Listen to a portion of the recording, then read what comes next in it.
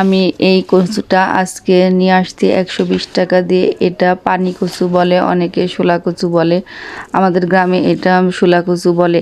আর কচুটা অনেক বেশি বড় থাকে, কচুর ডোগাটাও এত বেশি বড় থাকে, একদিন খেয়ে শেষ করা যায় না। কচুটা দেখেন একদম ফোমের মতো, একেবারেই মানে এত ভাল লাগছে। আমি অল্প একটুই কাঁচা ভর্তা বানাবো, আবার একটু চাক করে কেটে সিদ্ধ করে সব ময় মশলা মেখে ফ্রাই করে নেব। আর ডোগাটা ইলিশ মাছের মাথা দিয়ে কালিজিরা দিয়ে বাগার দেব। দেখুন এত সুন্দর সাদা আর একেবারে নরম তুলতুলে, মনে হচ্ছে একটা ফোমের টুকরার মতো লাগছে। পরে কচু কেটে কুটে সুন্দর করে ধুয়ে নিয়ে আমি পানির মধ্যে ভাপ দিতে দিয়েছি। দেখুন এই পানির মধ্যে কচুরা শুধু ভেসেই থাকে, ডুবতেই চায় না। আর কচুর যে গোড়ার অংশটা, ওইটা আবার আলাদা করে আমি ভাপ দিয়ে নিচ্ছি, ওইটা আমি বেটে নেব। নিয়ে তারপরে আমি সরিষা দিয়ে বাগার দেব। এই যে চাকগুলো আমি সিদ্ধ করে নিয়েছি, এই কচুটার মধ্যে দিয়ে সিদ্ধ করে নিয়েছি। আবার আলাদা কখন করতে যাব, এই যে এটার মধ্যে আমি সরিষা বাটা দিয়েছি, আদা রসুন বাটা, লবণ, হলুদের গুঁড়া, মরিচের গুঁড়া দিয়ে আমি এটা ভালো করে মশলাটা কষিয়ে নেব। ইলিশ মাছের মাথাটা তো দেখলেনি, ইলিশ মাছের মাথাটা আমি কষিয়ে নেব।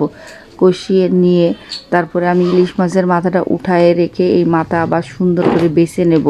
অনেকে বাছে না, কিন্তু বেছে নিলে কি হয়, মুখে কাটা কাটা লাগে না, বাচ্চারাও খেতে পারে।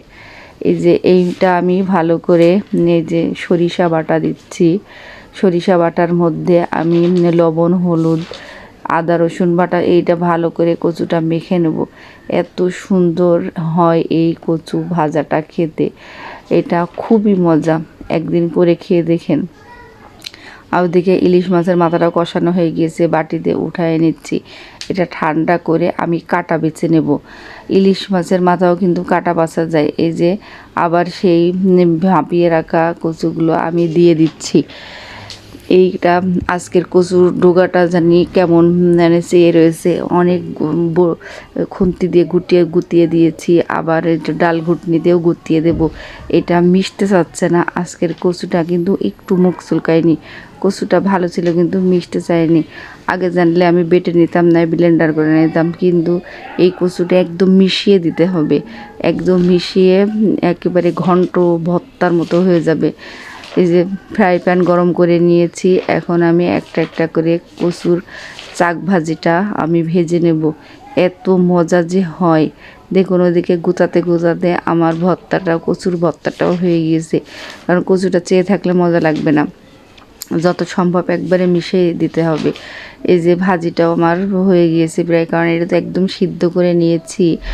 এই যে ডাল ঘুটনিতে লাস্টে আমি ডাল ঘুটনিতে ঘুটে আমি এটা মিশিয়ে নিয়েছি, কারণ না মিশলে আমার কাছে ভালোই লাগে না।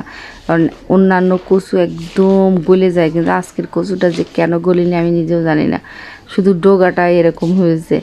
এই যে দেখুন আমি এখন ইলিশ মাছের মাথাটাও আমি বেছে নিয়েছি, সবগুলো মাছ ইলিশ মাছের মাথা থেকে বেছে নিয়ে আমি কচুটার মধ্যে দিয়ে দিয়েছি। এত সুন্দর একটা ঘ্রাণ হয়েছে। আবার এই যে আমি আরেকটু নাড়াচাড়া করে নিয়ে কালিজিরা দিয়ে লাস্টে কালিজিরা দিয়ে বাগার দেব। এইটা এরকম, এই কচুটা রান্না করার পর কালিজিরা দিয়ে বাগার দিতে হয়, এত মজা হয়।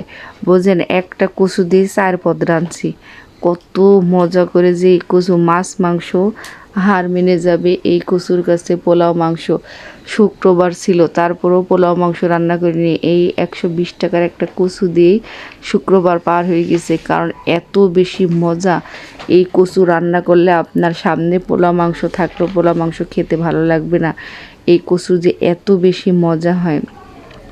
এই যে আমি এখন সরিষার তেল দিয়ে নিয়েছি, আজকে আমি এই রান্নাটা সরিষা বাটা সরিষার তেল দিয়েই করেছি।